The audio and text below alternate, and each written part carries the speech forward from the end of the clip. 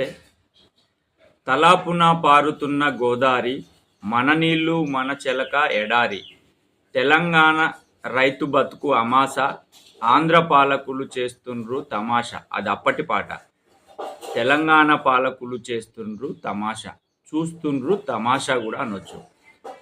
ఈ మాట ఇక్కడ ఎందుకు అనాల్సి వస్తుందంటే, సీతారాం ప్రాజెక్టు ద్వారా ఉమ్మడి ఖమ్మం జిల్లా అంశం పక్కకు పెడితే భద్రాద్రి కొత్తగూడెం జిల్లాకు మాత్రం తీవ్ర అన్యాయం జరుగుతుందని చెప్పి అనేక మంది ఉద్యమకారులు, విశ్లేషకులు తెలుపుతున్నారు.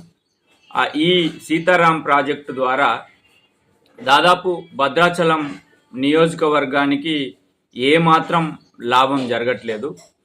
పినపాకకు నామమాత్రపు లాభం, ఇల్లెందుకు నామమాత్రపు లాభం, కొత్తగూడానికి నామమాత్రపు లాభం, అశ్వారావుపేట నియోజకవర్గానికి మాత్రం 99% లాభం జరుగుతూ ఉంది.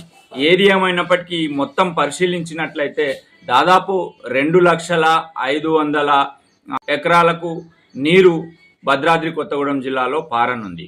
అయితే ముఖ్యంగా ఈ సీతారామ ప్రాజెక్టు నీళ్లు మన ప్రాంతం నుండి వెళ్తుంది. ఈ ప్రాంతంలో రైతులు భూములు కోల్పోయారు, అటవీ భూమి కోల్పోయాము. సుమారు 6,000 పైచినుకు రైతులు భూములు కోల్పోవడం జరిగింది. అంటే అనేక అడవి భూమి కూడా కోల్పోవడం జరిగింది. అంటే భూములు మన దగ్గర నుంచి నీళ్లు వెళ్తాయి, కానీ మన భద్రాద్రి కొత్తగూడెం జిల్లాకు మాత్రం పూర్తి న్యాయం జరిగే అవకాశం కనబడడం లేదు. ముఖ్యంగా భద్రాచలం నీళ్లు ఏమాత్రం లేదు. ఇల్లెందు, పినపాకకు, కొత్తగూడానికి లాభం చేకూరట్లేదు. అంటే మొత్తాన్ని పరిశీలించినట్లయితే దాదాపు సీతారామ ప్రాజెక్టు ద్వారా తీవ్ర అన్యాయం జిల్లాకు జరుగుతూ ఉంది. అది గత పాలకులు చేశారా, గత పాలకుల డిజైన్ లోపమా, మరి ఇప్పుడు వచ్చిన ప్రభుత్వం డిజైన్లు మార్పు చేస్తూ చేసే ప్రయోగమా తెలియదు. కానీ భద్రాద్రి కొత్తగూడెం జిల్లాకు ప్రతి ఎకరానికి నీళ్లు పారే విధంగా ప్రయత్నం చేయాల్సిన అవసరం ఉంది. ఆ వైపుకు స్థానిక ప్రజాప్రతినిధులు ప్రశ్నించాల్సిన అవసరం ఉంది, ప్రభుత్వానికి అప్పీల్ చేయాల్సిన అవసరం ఉంది.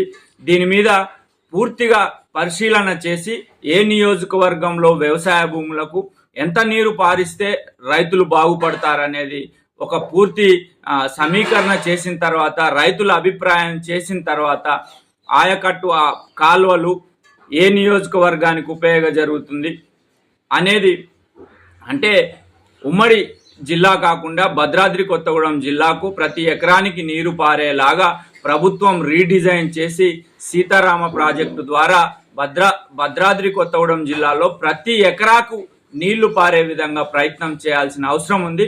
ఆ వైపుకు ప్రజల వైపు, రైతుల వైపు పోరాటం చేసే పార్టీలన్నీ ప్రభుత్వం మీద ఒత్తిడి తేవాల్సిన అవసరం ఉంది. లేకపోతే చేతిలో ఉన్న నీళ్లను వేరే జిల్లాలకు పంపించి ఇక్కడ రైతులు ఎడారిగా మారిపోయే అవకాశం ఉంది, బీడుగా రైతుల జీవితం మారిపోయే అవకాశం ఉంది. కాబట్టి ప్రతి రాజకీయ పార్టీ దీని మీద అధ్యయనం చేయాల్సిన అవసరం ఉంది, ప్రభుత్వాన్ని ప్రశ్నించాల్సిన అవసరం ఉందని చెప్పి తెలియజేస్తా ఉన్నాం.